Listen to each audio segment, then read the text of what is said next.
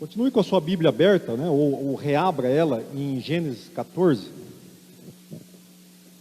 Vamos começar daí.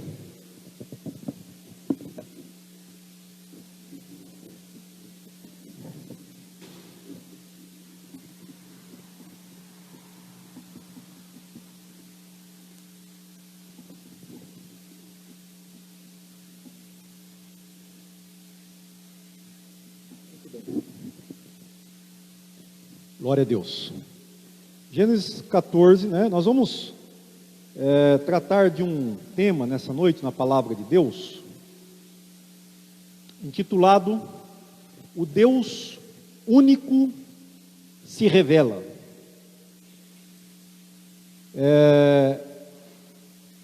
Nós vamos ver como Deus, né? Como Deus ele conduziu o povo dele a essa revelação, a esse entendimento.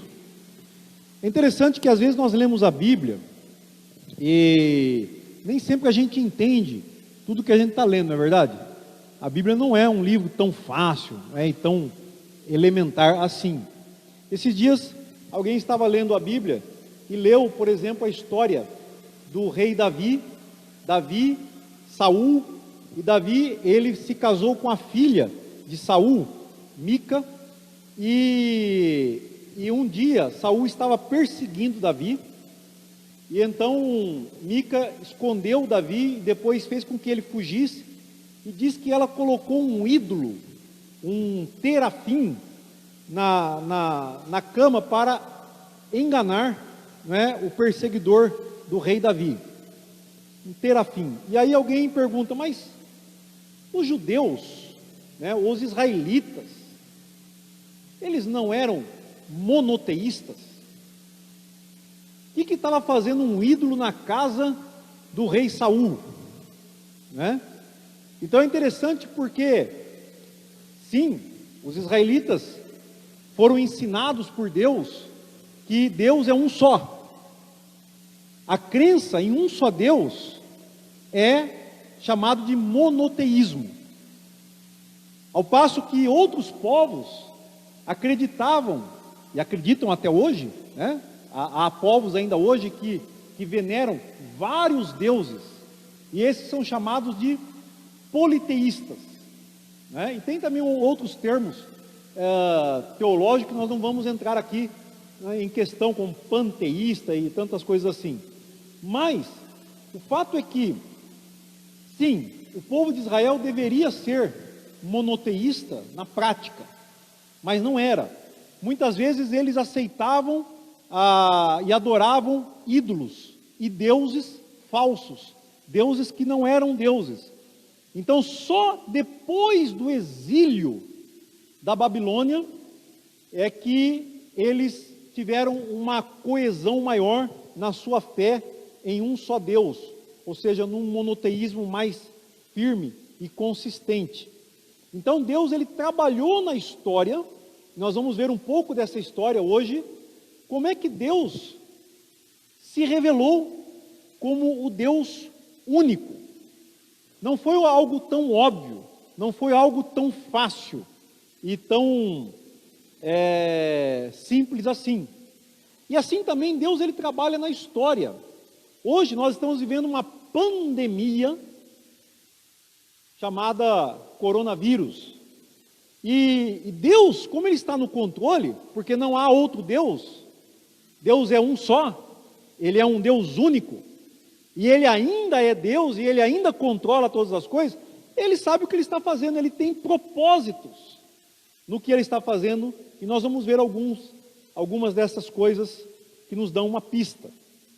Então, os estudiosos de história, religião, muitas vezes eles dizem, como por exemplo Darwin, que ensinou a teoria da evolução, que os povos, as sociedades, vieram inicialmente de um politeísmo, então passaram a ser monoteístas como uma evidência da evolução.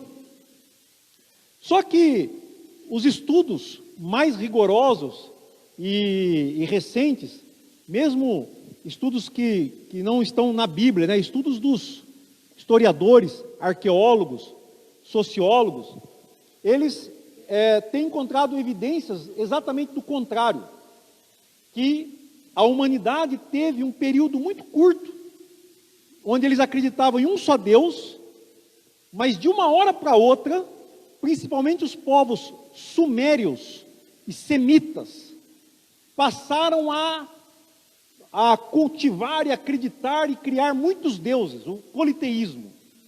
Então, um desses estudiosos chama Stephen Langdon, e ele diz que é como pensar mesmo na queda da humanidade, porque acreditava num só Deus, mas de repente, muitos deuses. E todos os povos antigos, na sua cosmogonia, como o mundo foi criado, as histórias que eles contavam, sempre tem algo a respeito de um Deus que criou tudo, criou a partir da água, criou um casal. Até o povo que eu trabalho lá na África, o povo Fulani, eles têm essa ideia da criação de Deus. Os povos que os espanhóis encontraram aqui no Peru, os incas, os astecas na América Central, eles também acreditavam que existia um Deus supremo que criou todas as coisas. E só que depois eles foram proliferando esses deuses, eles achavam que Deus estava muito longe e foram criando outros deuses e fazendo um panteão de deuses que contam as suas histórias e são adorados e assim por diante. Então, nesse texto que nós temos aqui, irmãos, que nós lemos, Abrão, ele então vem lá do povo sumério e ele vem para Canaã por ordem de Deus. E ele vem por ordem desse Deus único, porque lá onde ele morava, a família dele acreditava em muitos deuses. Lá na região de Ur, os caldeus, né, eles tinham muitos deuses. E mesmo em Canaã, haviam muitos deuses que eles acreditavam. Mas aqui, Abraão encontra um homem chamado Melquisedeque. E Melquisedeque diz o texto que ele é sacerdote do Deus Altíssimo. El Elyon, o Deus mais alto, o Altíssimo, o maior de todos. Então, se alguém pensava, existem outros deuses. Bom, El Elyon é o maior de todos. Ele é o Altíssimo. Ele é o Criador dos céus e da terra. Ele é o possuidor dos céus e da terra. Essa é a revelação que Abraão já sabia. Isso aqui não foi novidade para Abraão. Mas isso você pode ver que na história nós lemos até o verso 20, né? Mas se nós continuarmos a leitura, verso 18, 19 e 20, e no verso 21, quando o rei de Sodoma oferece a Abraão para ficar com os despojos da guerra que eles tinham feito e tinham libertado a cidade de Sodoma, o reino de Sodoma, Abraão no verso 22 diz assim: levanto a mão ao Senhor. Aqui no original, Yahvé, Senhor. E ele diz, o Deus Altíssimo. Então, levanto a mão a Yahvé, El Elyon. Ele diz, que possui os céus e a terra. Verso 22. Então, aqui, Abraão, ele acabou de encontrar com Melquisedeque, que é o sacerdote do Deus Altíssimo. E agora, então, diante dessa revelação, ele diz, eu levanto a mão para Yahvé, que é o seu nome, El Elyon, o Deus Altíssimo. El significa que aplica a qualquer Deus. Elohim, muitas vezes é aplicado ao Deus verdadeiro, mas também pode ser aplicado a um plural de deuses, ou deuses no plural. Então veja que Deus está mostrando quem Ele é, e que Ele é o Altíssimo. Essa é a revelação, esse é o ponto central do texto, desse encontro de Abrão, melhor dizendo, com Melquisedeque. Então, esse Deus é o Deus mais elevado. Ele é o Criador dos céus e da terra. Ele escolheu Abrão para revelar a si mesmo às nações. Então Deus tem um plano. Ele vai usar Abrão. Abrão está conhecendo ele tem uma relação pessoal com Abrão, e agora ele quer se revelar a todos os povos.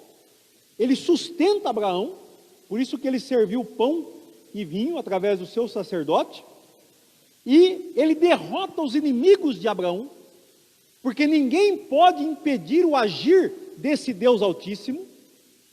Ele derrota todos os inimigos, e ele é reconhecido por Abraão, quando Abraão lhe dá o dízimo de tudo que ele tinha, e ele é identificado, como nós vimos aqui no verso 22, como sendo Yavé. Yavé, os irmãos sabem, é uma pronúncia que ela é incerta, porque quando o Pentateuco foi escrito, Gênesis, Êxodo, Levítico, Número, Deuteronômio, o nome de Deus simplesmente é um tetragrama com 4 consoantes, e você não pode ler uma palavra só com consoantes.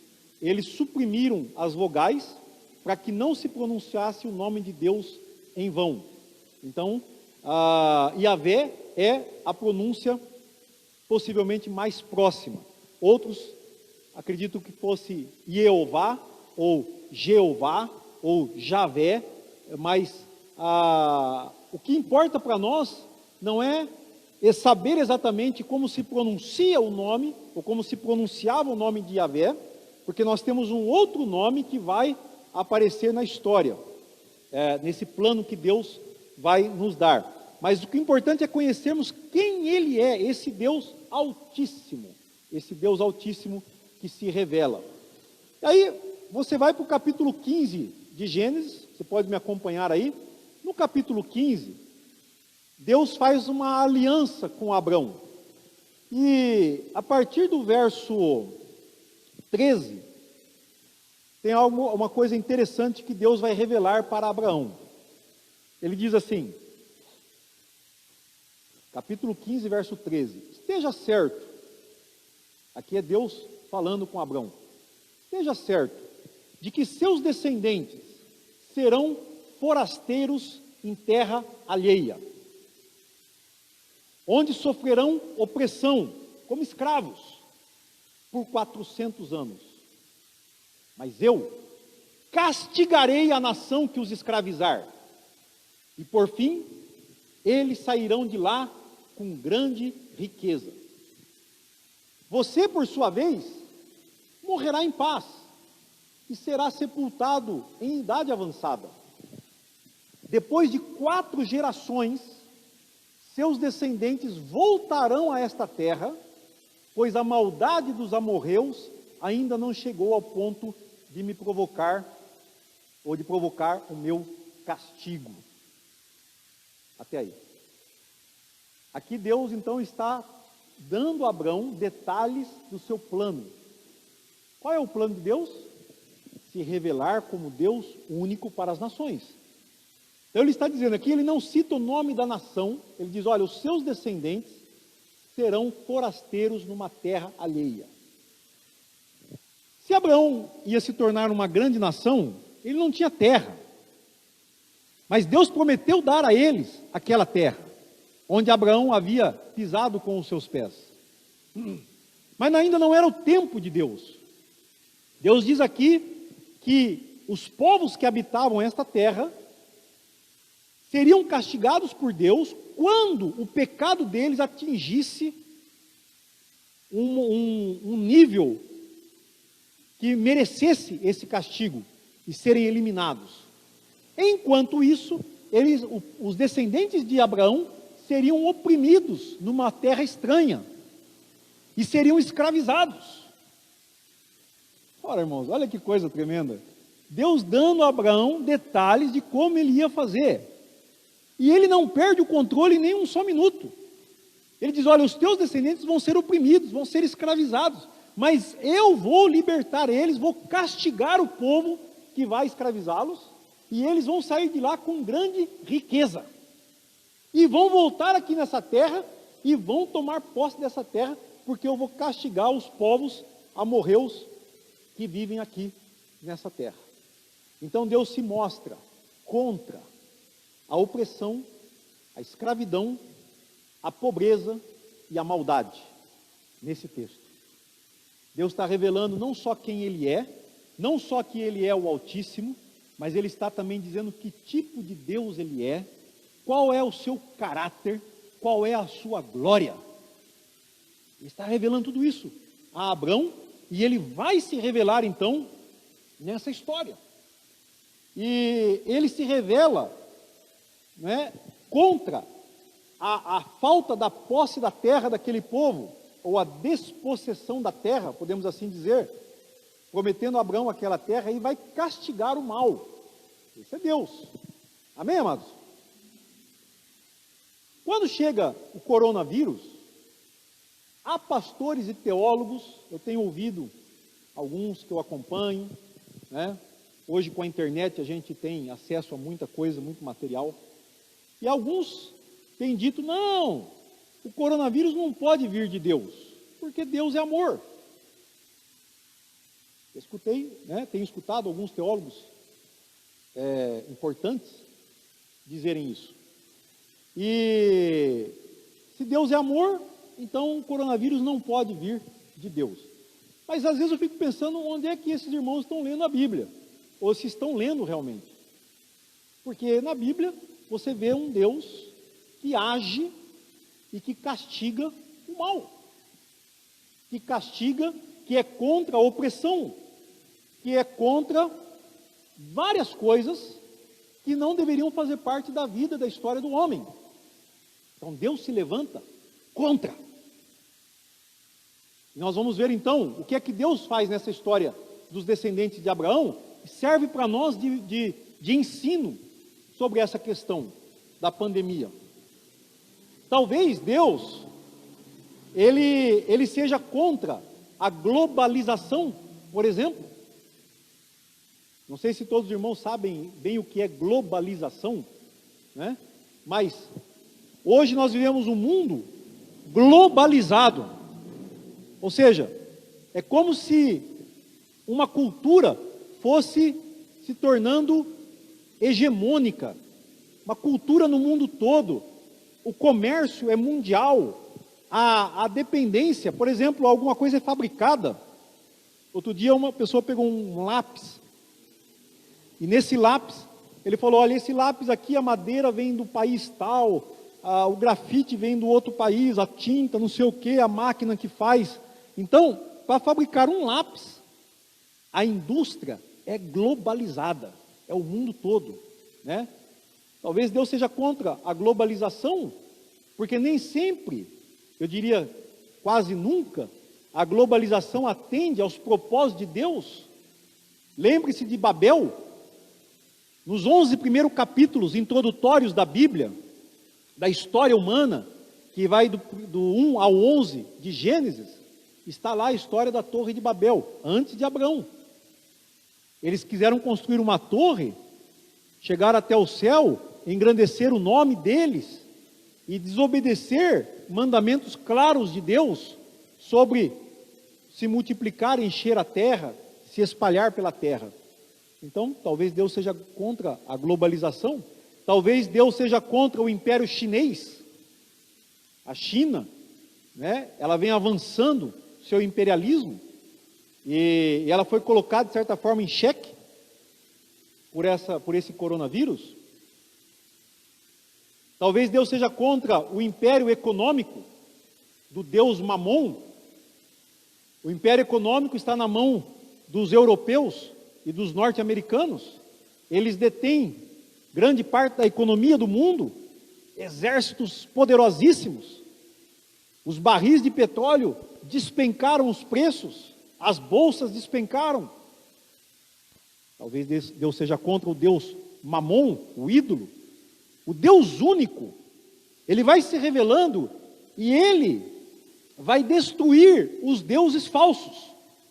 É o que ele fez no Egito, é o que ele está fazendo hoje. O Deus da religião, muita gente ainda não identificou esse Deus, mas a religião se tornou uma grande indústria. A religião, ela é muito A religião de massa, com o coronavírus, religiões enormes, com igrejas de milhares e milhares de pessoas fechadas. O Meca, que deveria receber agora milhões de pessoas para o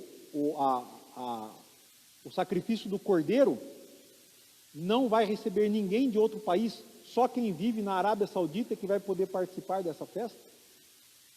São bilhões e bilhões de dólares que vão deixar de entrar nos cofres dos árabes na Arábia Saudita, e que vivem da religião, da indústria da religião, né? Então, grandes, megas religiões, Deus não precisa delas. O Deus Altíssimo não precisa dessas religiões, porque Ele enviou o seu Espírito a cada um de nós. Ele nos enviou o Espírito e Ele nos deu a sua palavra escrita. E nós temos comunhão, a nossa prática de fé é no grupo pequeno, é junto com poucos irmãos. Nós não precisamos de massa. Deus não precisa disso. O Deus do esporte, o Deus da saúde, do corpo escultural, o Deus do entretenimento, cinemas e teatros fechados, o Deus do turismo, lugares turísticos vazios, sem ninguém. Então tudo isso abalou o mundo. Talvez Deus seja contra tudo isso. Eu digo talvez, irmãos, porque eu não quero ser ousado aqui nos detalhes, né? Mas nós vamos ver na palavra como é que Deus age com isso, né? Deus está no controle do tempo. Alguns dizem, é o fim do mundo. Outros dizem, é o começo das dores. Mas Deus está no controle. O que Ele falou para Abraão? Depois que você morrer, descansar, depois de 4 gerações. Então Deus está no controle do tempo. Deus não perdeu o controle. Podemos ficar tranquilos quanto a isso, confiantes. Nós sabemos que Deus trabalhou para mostrar ao mundo que Ele é o Deus único, enviando as pragas ao Egito. Então como é que Deus fez para libertar o povo de Israel? Os descendentes de Abraão, os hebreus, das mãos dos egípcios que os escravizavam. Cada uma das pragas afrontava um determinado Deus ou determinada crença divina dos egípcios. Começando pela serpente, que nem foi uma praga ainda. A serpente que Faraó e os egípcios adoravam. Moisés fez com que o seu cajado se transformasse numa serpente e engoliu a serpente dos magos de Faraó. O Deus do Nilo, o Nilo de onde os egípcios se orgulhavam, cujas lágrimas da deusa Ísis faziam as enchentes do rio do Egito, o rio fértil, e dava muita comida. Esse rio se transforma em sangue e os animais, os peixes morrem, né, trazendo odores fétidos. O Deus do sol, tudo vai ficar escuro.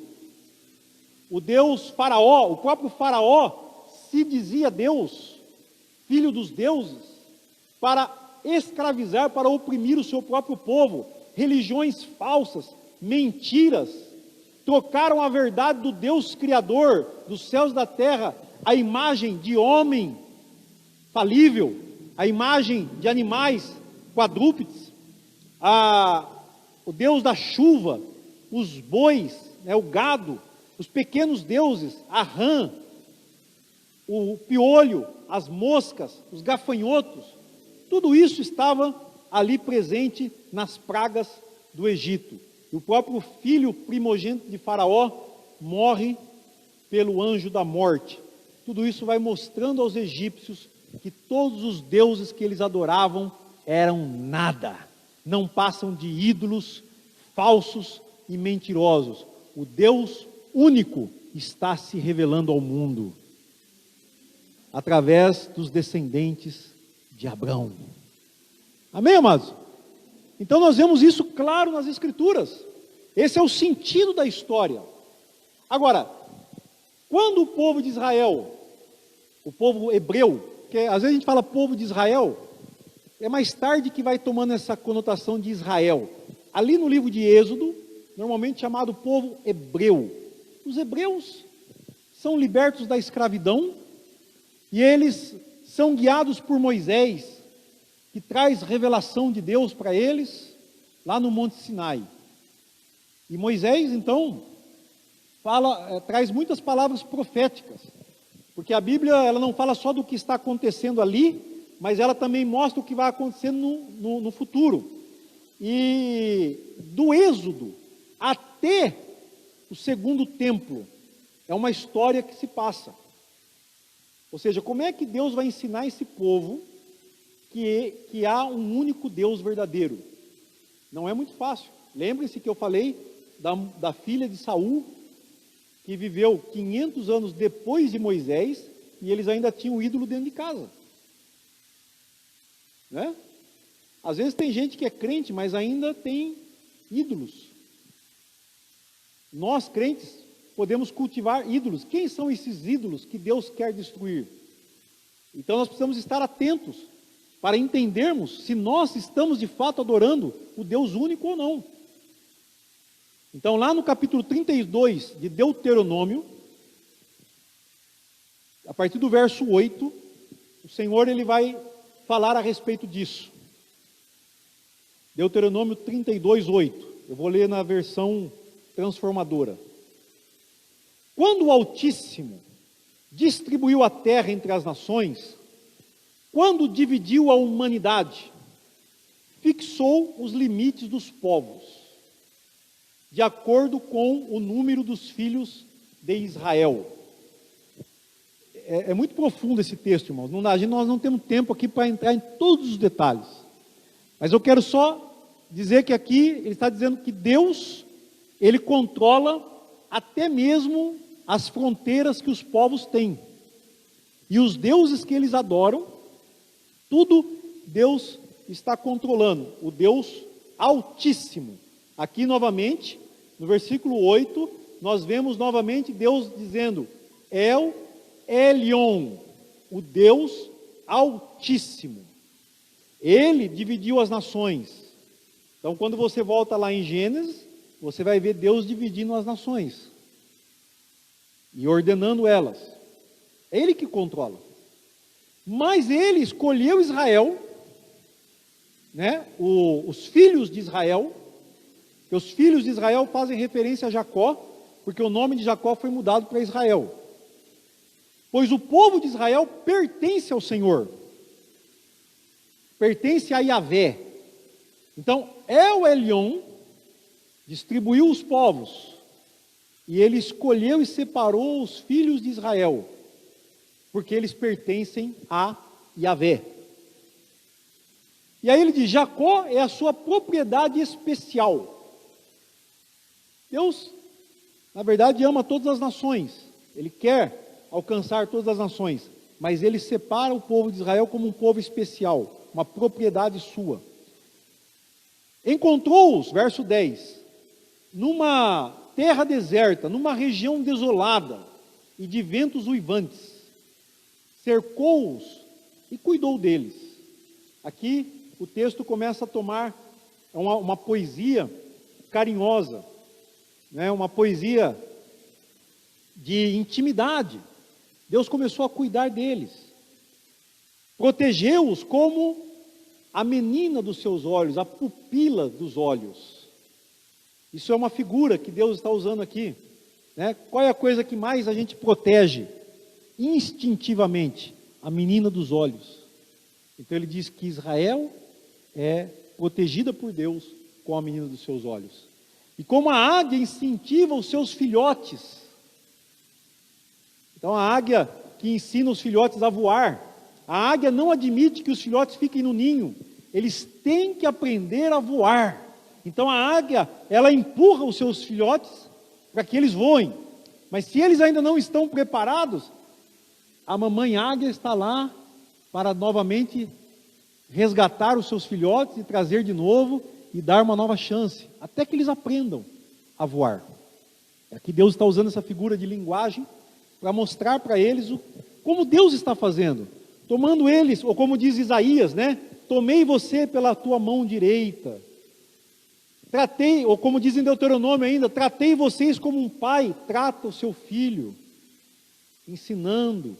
Olha que coisa, que cuidado especial de Deus para com Israel. Verso 12. O Senhor e mais ninguém os guiou, nenhum Deus estrangeiro os conduziu. Então Deus é exclusivo, não tinha nenhum Deus estrangeiro ali. Vocês se lembram que eles mandaram fazer, pediram para que Arão fizessem um bezerro de ouro, porque disseram, nós precisamos de deuses. Precisamos de deuses estranhos. E criaram um Deus, imaginaram um Deus.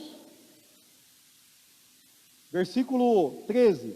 Ele os fez cavalgar sobre os lugares altos da terra e alimentar-se dos frutos dos campos, nutriu-os com o mel da rocha e azeite dos altos rochedos.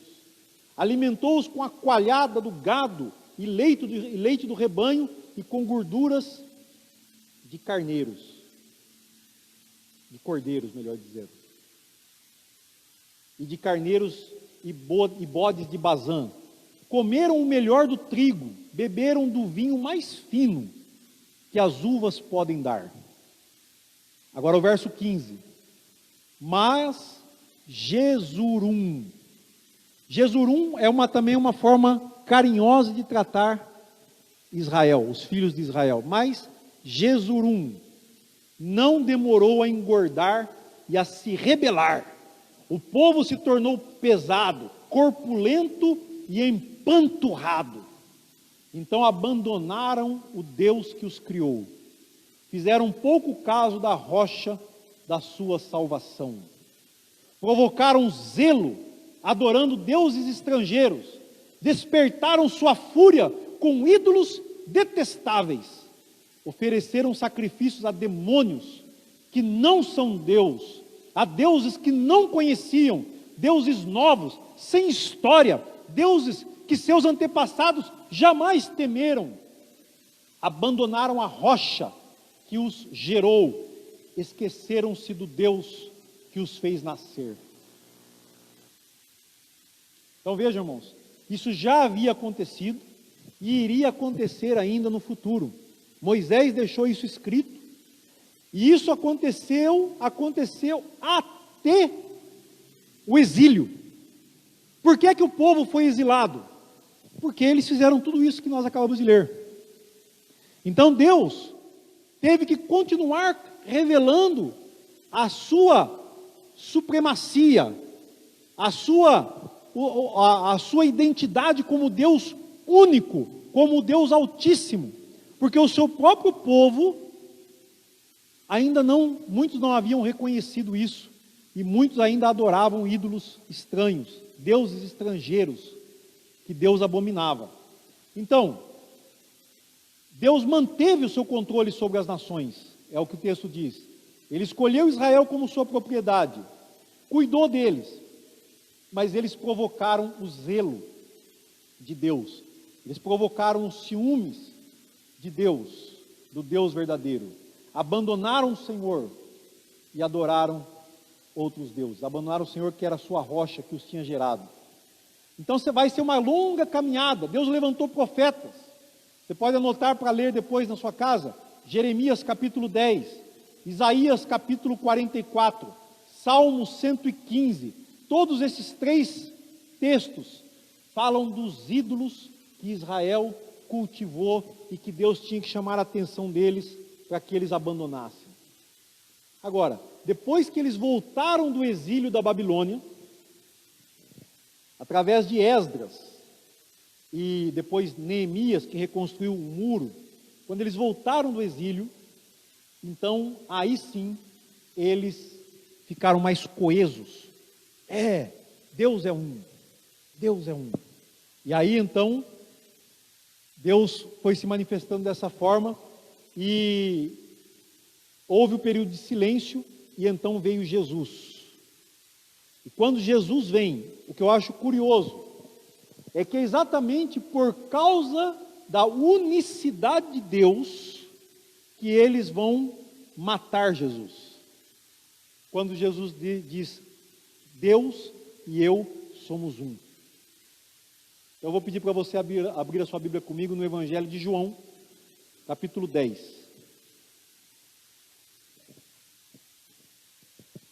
Versículo 22.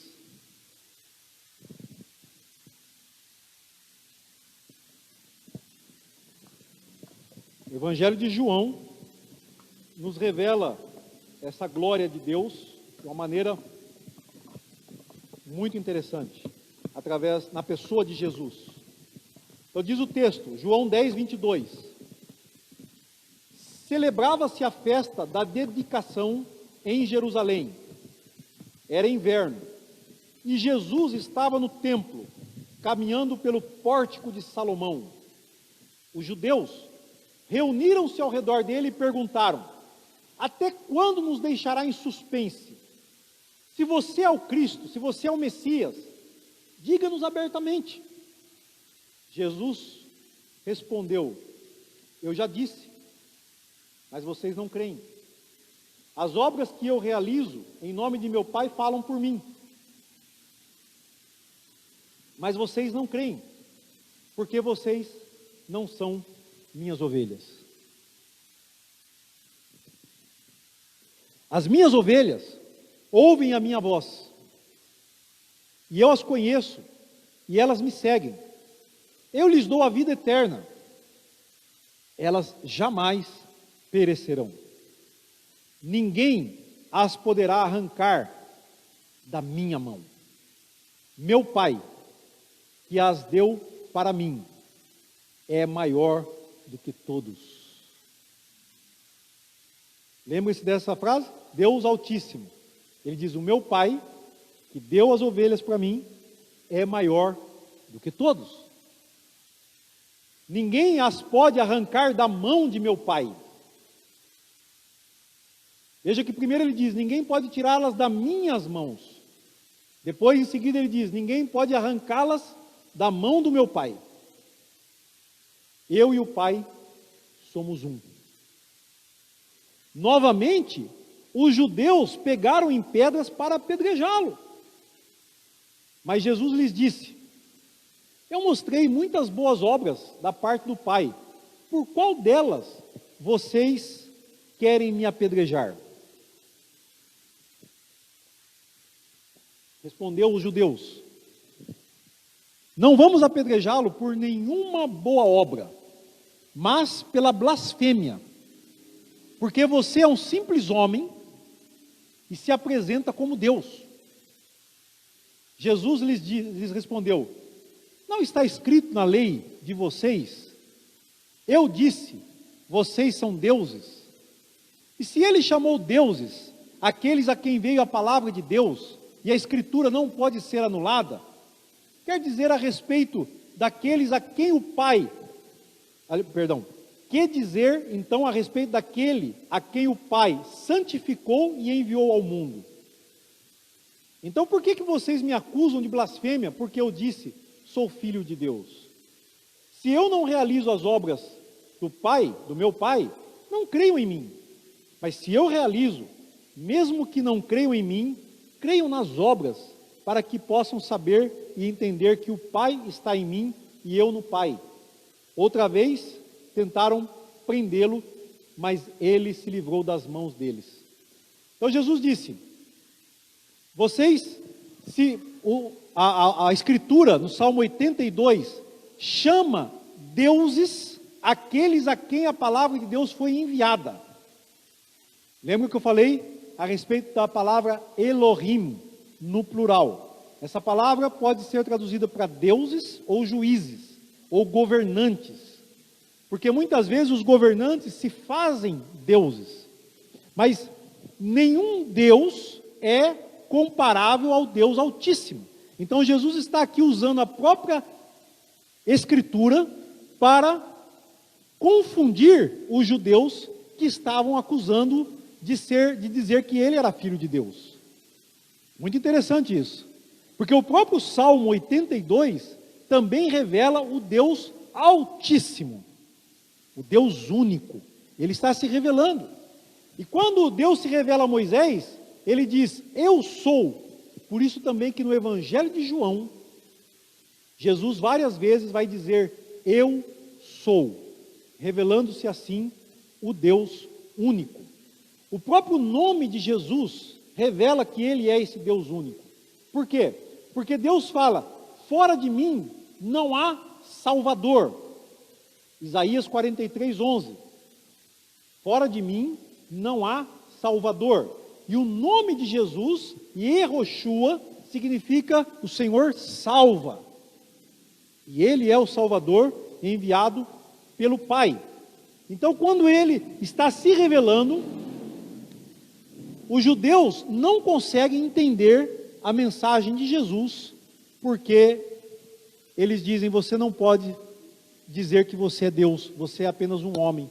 E é por isso que nós vamos te apedrejar, porque você blasfemou.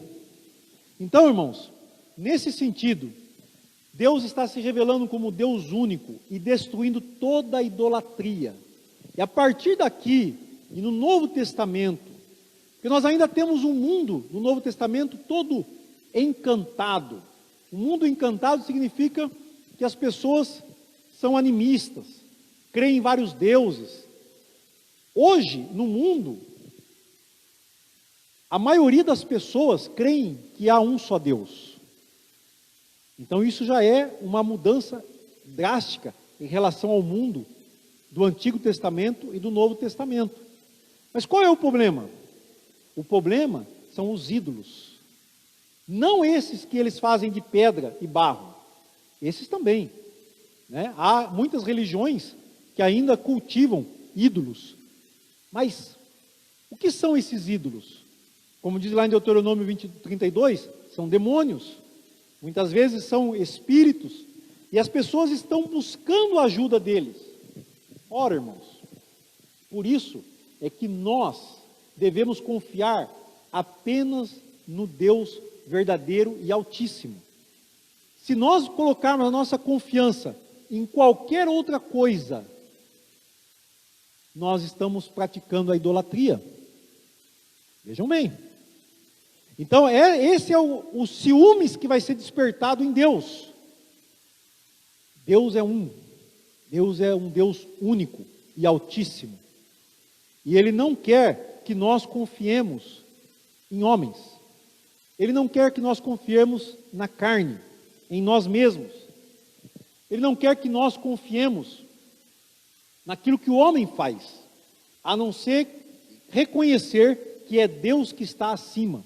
Por exemplo, médicos, políticos, pastores, confiar em medicamento, confiar na ciência humana, na tecnologia, no capital, no dinheiro, na ideologia humana, na filosofia, na sabedoria humana, na força bélica, né, nos exércitos, na força bruta, na própria inteligência.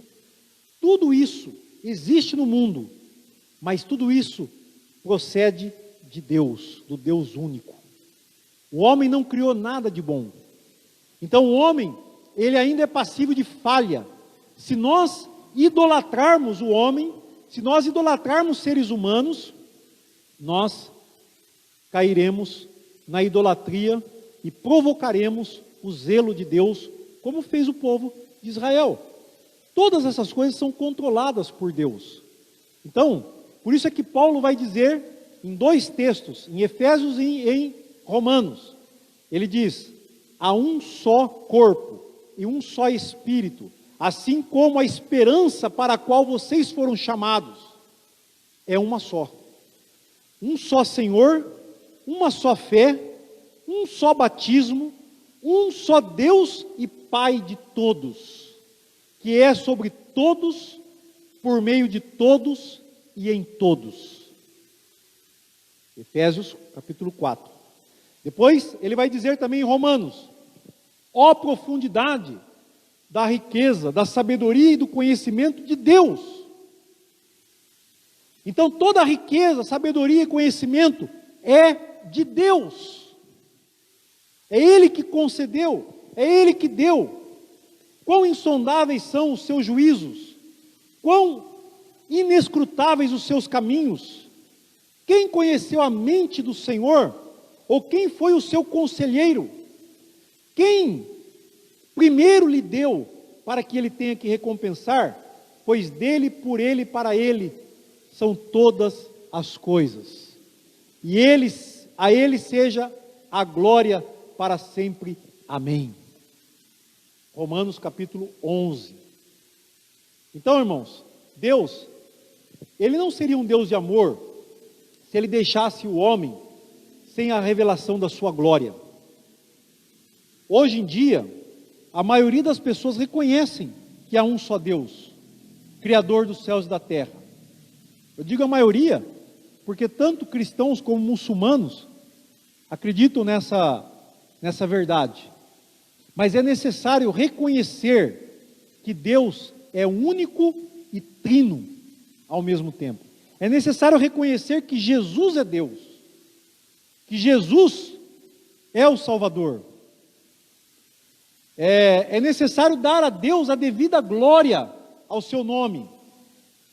E é necessário também identificar os ídolos que nós estamos adorando, que nos desviam de Deus. Em que nós temos colocado nossa confiança? Em que nós temos colocado o nosso prazer, a nossa satisfação, a nossa alegria? E isso nós temos que pensar em nós pessoalmente e também na nossa comunidade. Como é que a nossa comunidade tem honrado a Deus?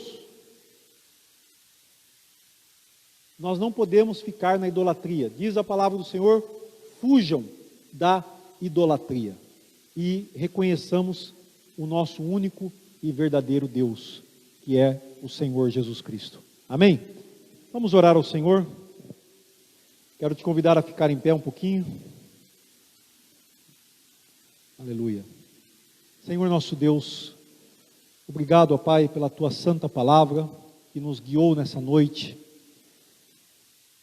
Ó Deus, obrigado pela revelação que o Senhor fez um longo trabalho, começando em Abraão, passando pelo povo de Israel, e hoje a Tua igreja, 2000 anos depois de Jesus, nós ainda estamos pregando essa mesma palavra, a mesma mensagem, o mesmo Deus, que age em todos, por meio de todos, recebe a glória, a única glória que pertence a Ti, Senhor. Que essa revelação esteja no coração de cada um de nós. Queremos abandonar os ídolos, abandonar os deuses falsos, e queremos Te servir, porque Tu és o único digno de toda honra e de toda glória. Toda riqueza, sabedoria e conhecimento pertence a Ti. É tão profundo, Senhor, e nós queremos mergulhar nesse conhecimento, nessa riqueza, ó Pai, reconhecendo e adorando a Ti como o único e verdadeiro Deus. Aleluia! Nós Te glorificamos, porque o Senhor nos deu esta revelação, e é por isso que nós estamos aqui nessa noite, para engrandecer o Teu nome. Que o Senhor unja, ó Pai, com a Tua presença, cada um de nós, para que possamos levar este conhecimento, Senhor, levar esta mensagem aos 4 cantos da terra, para aqueles que ainda estão, Senhor, lutando com ídolos, aqueles que ainda estão confiando em ídolos, possam ser libertos em nome de Jesus. E o Senhor traga esta revelação suprema, esta revelação profunda e verdadeira. Que a mentira caia por terra, Senhor. Que toda mentira inventada pelo homem, que todo o engano que o homem tem sustentado, seja na ciência, seja na religião, seja na ideologia política, que tudo isso, Senhor, seja desmascarado, que tudo isso, Senhor, ó Deus, seja desfeito, seja destruído, e que somente a Tua glória possa brilhar, Senhor. Que somente a Tua glória, Senhor, faça sentido nos nossos corações, ó Deus. É isso que nós oramos e pedimos nessa noite, em nome do Teu Filho Jesus Cristo. Amém. Amém.